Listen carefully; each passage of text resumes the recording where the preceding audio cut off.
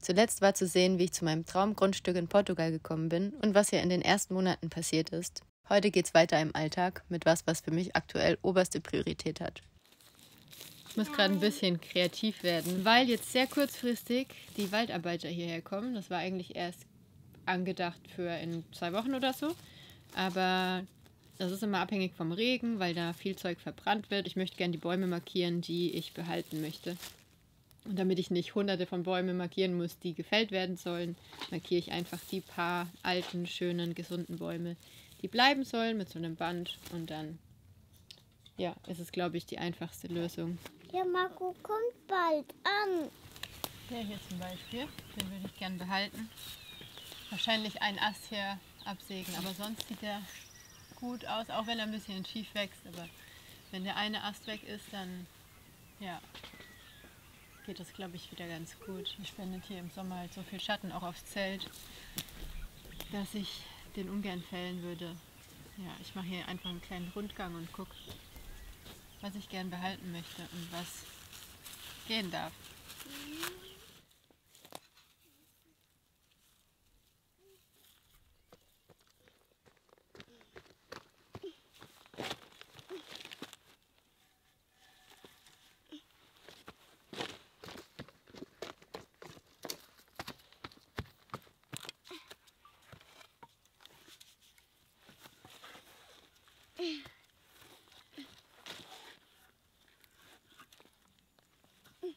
Ich mach den lieber hier drauf. Hier ist besser. Gag. Ich habe ja noch schnell das Feuerholz zusammengeräumt, das war ein bisschen zu weit auseinander und abgedeckt, damit es eben nicht nass wird, wenn es jetzt nächste Woche so viel regnet. Jetzt wird es schon gleich dunkel, deswegen beeile ich mich jetzt und markiere noch die Bäume hier. Wenn die kommen, fangen die um 8 Uhr an und das ist ziemlich früh für uns. Ich will nur vorher alle Bäume markieren, damit die einfach ihr Ding machen können und die Bäume stehen lassen, die ich gern behalten möchte, die großen. Ich möchte nämlich hier so viel Schatten wie möglich behalten. Im Idealfall irgendwann so eine Decke aus Baumkronen haben und dann viel Abstand zwischen den Stämmen, also schön alte, große Bäume, gesunde Bäume. Jeder hat seinen Platz und jeder kriegt genug Sonnenlicht ab. Aber dafür muss hier sehr, sehr viel abgeholzt werden. In dem Bereich, wo wir anfangen, werden es jetzt hauptsächlich Akazien sein, diese jungen Mimosa-Bäume. Ja, ich bin sehr gespannt, ich freue mich drauf. Und ich auch.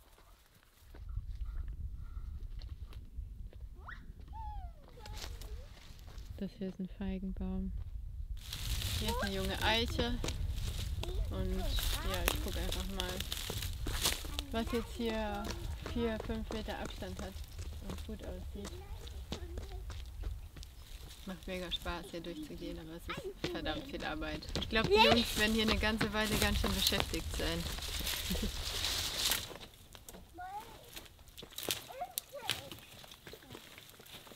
Um die Korkeichen hier lasse ich Platz. Da werden alle Bäume entfernt, dass sie sich schön weiter ausbreiten können und die mögen scheinbar nicht so feucht, die Feuchtigkeit von den anderen Bäumen. Oder dass die anderen Bäume die Feuchtigkeit drin halten. Die mögen es gern trocken und heiß. Die bekommen hier ja, schön viel Raum zum Wachsen.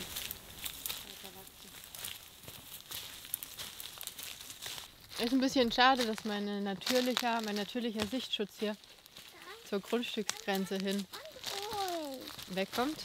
Aber ja, ich pflanze wahrscheinlich auch ein paar neue Bäume. Eine andere Art. Heute.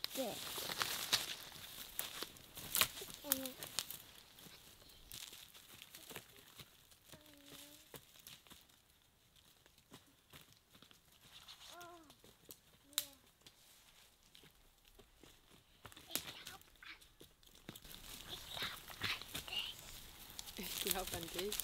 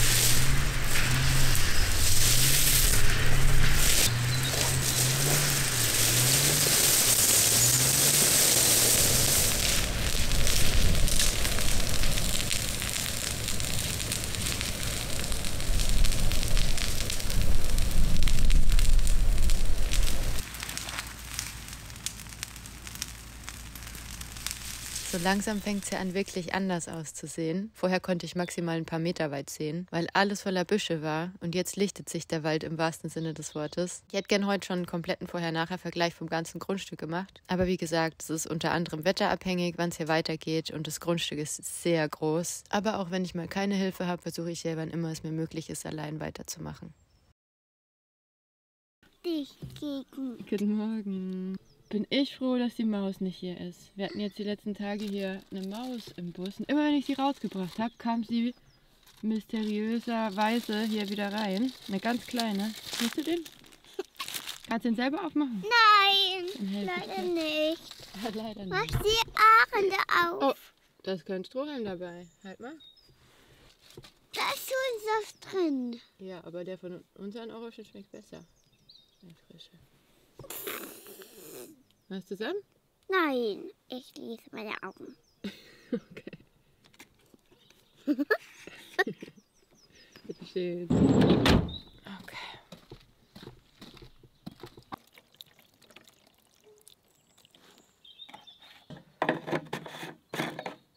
Ich humpel ja durch die Gegend. Ich habe mir vor über einer Woche jetzt mein Knie gestoßen an einem Felsen. Und es tat richtig weh. Wirklich. Es sah nicht schlimm aus. Es war zwar ein lilaner Fleck, aber ganz klein. Dann hat sich so angefühlt, als ob es irgendwie nach innen blutet, das Hämatom. Und ich habe jetzt immer noch Schmerzen, vor allem morgens. Eine Sache, die ich an Portugal liebe, ist, ich bin hier zwar völlig abgeschieden, weit weg von allem und mit ganz, ganz viel Natur außenrum. Aber trotzdem gibt es hier alles, also ich vermisse hier nichts. Ich kann hier im Supermarkt einfach glutenfreie Haferflocken kaufen, sogar in Bio-Qualität. Es gibt hier einfach alles. Als ich zum Beispiel in Kroatien war es schwierig für mich, weil ich eben bestimmte Dinge nicht esse oder ja, sowas wie glutenfreie Haferflocken oder Linsennudeln, Reisnudeln und sowas war schwierig zu bekommen. Und hier ist es überhaupt kein Problem, weil es hier so große Ketten gibt, wie Continente oder Intermarché. Ist, glaube ich, französisch, oder? Französische Kette. Ich weiß es gar nicht. Ich bekomme hier die beste Mandelmilch, die ich jemals getrunken habe. Sowas zum Beispiel würde ich in Deutschland nicht bekommen. Das ist Marmelade ohne Zuckerzusatz. Also da ist nur Kürbis drin. Das ist eine Kürbismarmelade. Und Pektin, Orangenschalen, Zimt, Traubensaftkonzentrat oder Fruchtsaftkonzentrat. Ist kein weißer Zucker drin. Und ich liebe diese Marmelade, die ist richtig lecker. Darf ich mit ins Zelt kommen? Frühstücken? Alfie! Der Alfie darf auch mit, ja. Guten Morgen.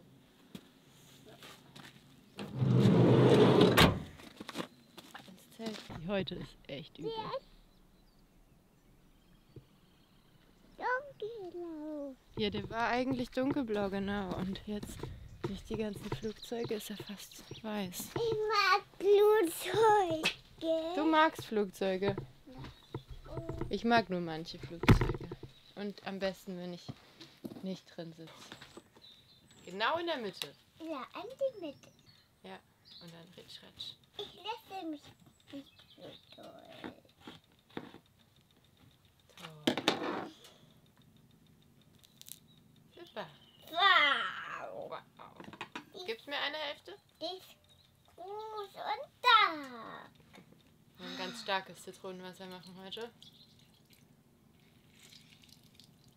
Nur noch Wasser. Noch Wasser. Willst du es einschenken? Da. Oh, ups. Hilf mir. Reicht schön. Das ist 4.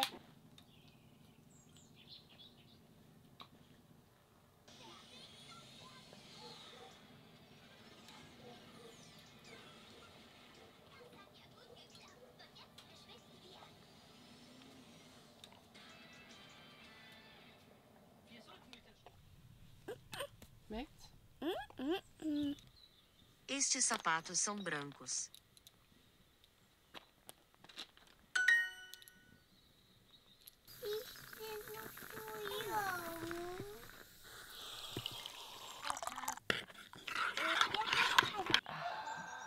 Ein guter Morgen.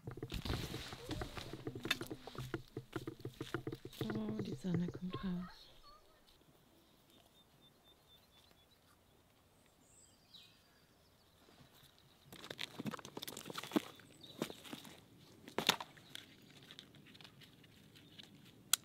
Schauen, wie warm das Wasser jetzt noch ist. Oh, ist noch richtig heiß. Dann fülle ich erst kaltes Wasser ein.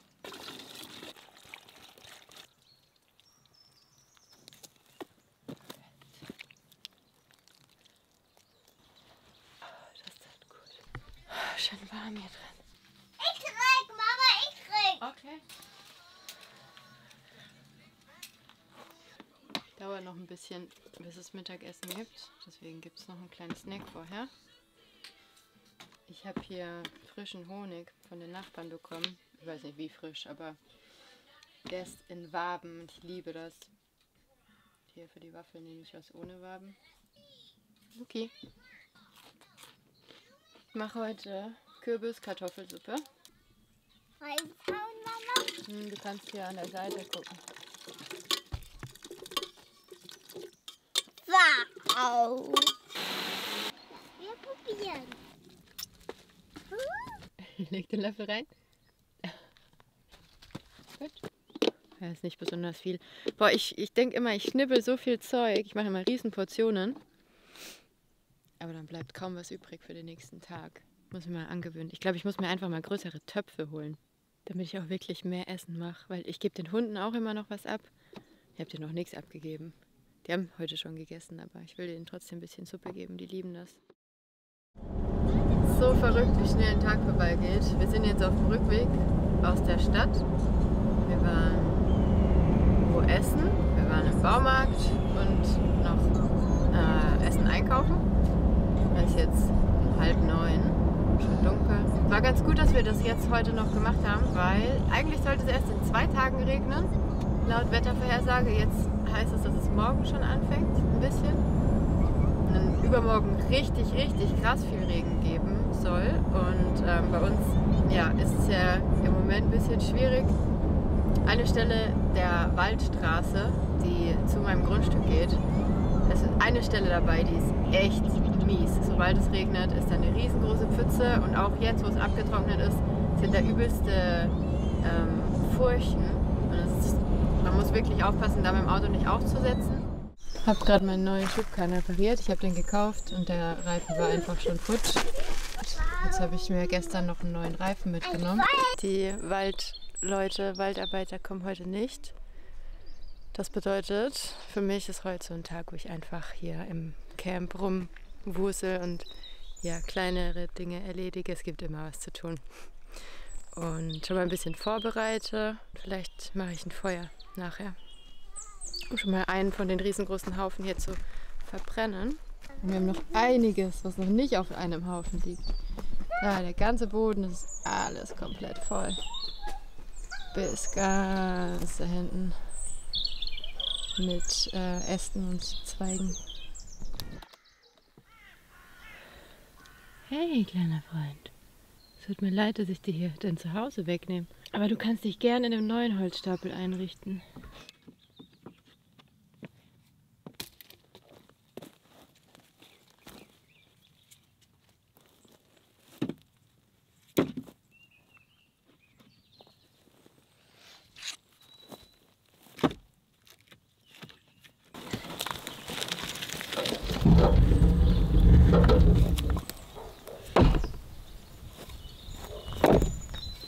Ich lasse hier ein bisschen Abstand zwischen den Stämmen. Die sind ja alle frisch und es regnet jetzt auch noch eine Weile. Und ich will nicht, dass die hier total schimmeln. Die brauchen ein bisschen Luft zum Trocknen, glaube ich. Versuch Nummer 15 oder so. Jedes Mal heute, wenn ich versuche anzufangen zu arbeiten, kommt Anuki und braucht irgendwas. Normalerweise klappt es mittlerweile ganz gut, dass sie einfach so lange alleine spielt oder Lieder hört oder was auch immer im Zelt irgendwas macht oder dann rauskommt, wenn ich arbeite und draußen spielt. Aber heute ist so ein Tag, wo ich nicht wirklich viel zum Arbeiten komme.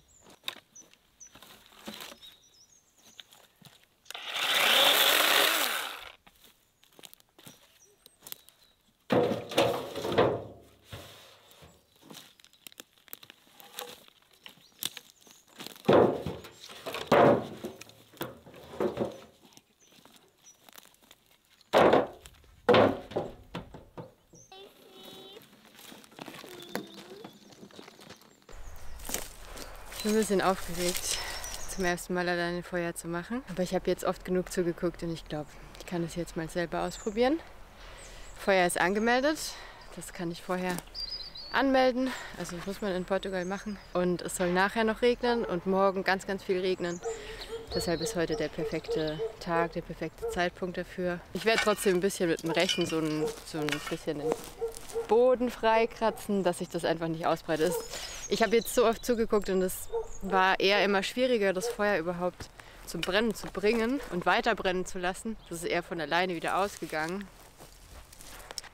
Aber sicher ist sicher.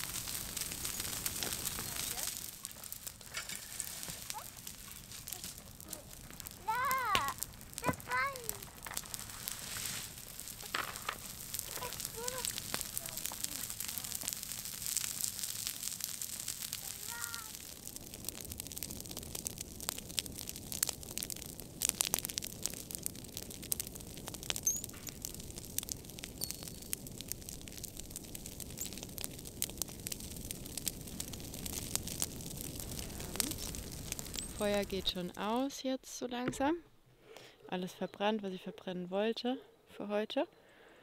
Ja, mein Magen knurrt. Es war ein langer Tag. Ich habe auch noch ein bisschen was vor mir. Noch ein bisschen Abwasch machen und kochen und duschen. Und ja, dauert immer alles ein bisschen länger hier im Camp. Bin gerade hier noch am Holz hacken und ja, alles für morgen vorbereiten, weil es morgen sehr, sehr viel regnen soll. Also hole ich alle Sachen rein, bringe die unter das Dach, räume alles auf und ja, dann war es das für heute. Zum Abschluss erzähle ich mal noch, wieso das Land Clearing auf meiner Prioritätenliste ganz weit oben war. Die Region, in dem sich mein Land befindet, wurde letzten Sommer wie viele andere Orte in Portugal sehr hart von den Waldbränden getroffen. Hier sind hunderte Hektar Land verbrannt und wenn Grundstücke komplett verwildert sind, ist es sehr wahrscheinlich, dass einfach alles niederbrennt, wenn ein Feuer kommt. Deshalb wurde hier jetzt alles an leicht und schnell brennbarem wie Gräsern und Büschen entfernt und auch die Bäume haben jetzt genug Abstand zueinander. Wir sind noch nicht ganz fertig, aber ein Ende ist in Sicht. Das gibt's hier dann beim nächsten Update zu sehen. Bis bald!